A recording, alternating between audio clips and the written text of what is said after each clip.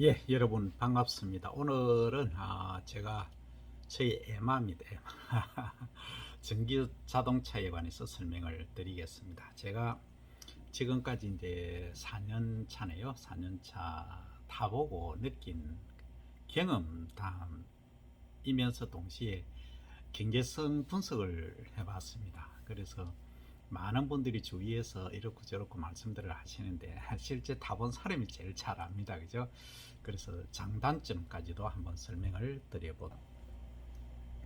일단 이제 이 전기차 하면은 많은 분들이 이제 느끼시는 게, 야, 전기차가 불편하지 않느냐 이렇게 이제 생각하실 건데, 자, 뭐 불편한지 안 한지 한번 보도록 하겠습니다. 이게 이제 충전 시설입니다. 그래서 충전은 뭐 이런 아파트 같은 데는 지하에도 있고, 과거 아파트는 이제 지상에 좀 있는 경우도 있죠.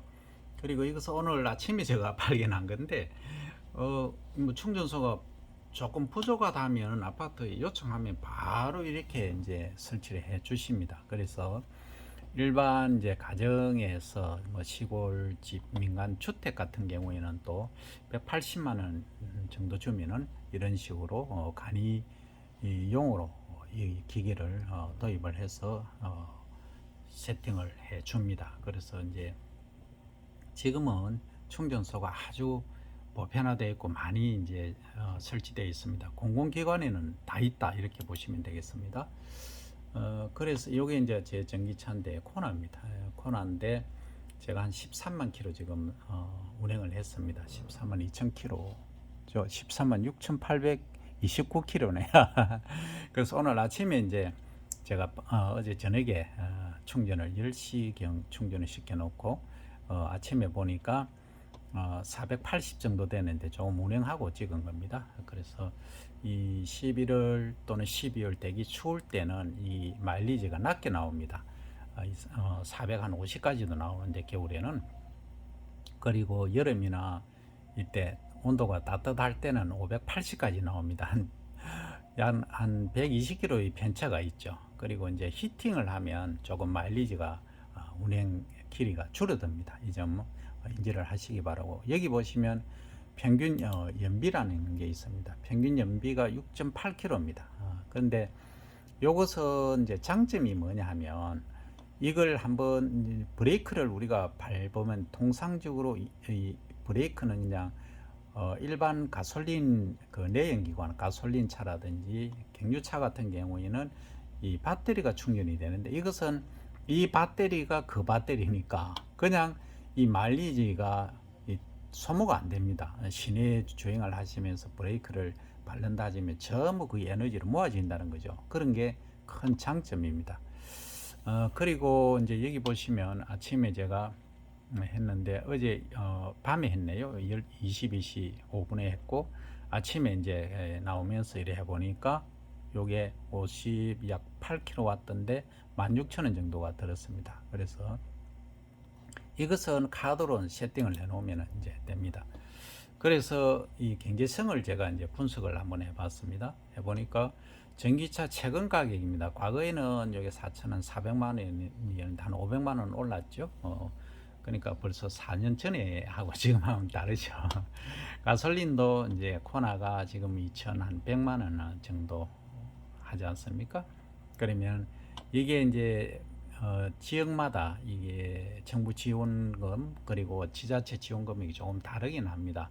그래서 이제 그거 빼면은 한 3천 한 500만 원, 400만 원, 500만 원 정도 되는데, 그러면 이거는 한 400만 원 정도 차이 나죠. 1,400만 원 정도 차이 나는데,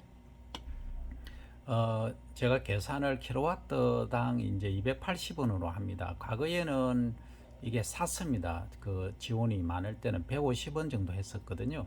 근데 오늘 보니까 이제 오르고 또 지원이 조금 줄었습니다. 그래서 280원 제대로 높게 잡은 거죠. 그 심야 밤에 이제 충전을 하니까 이렇게 산 겁니다.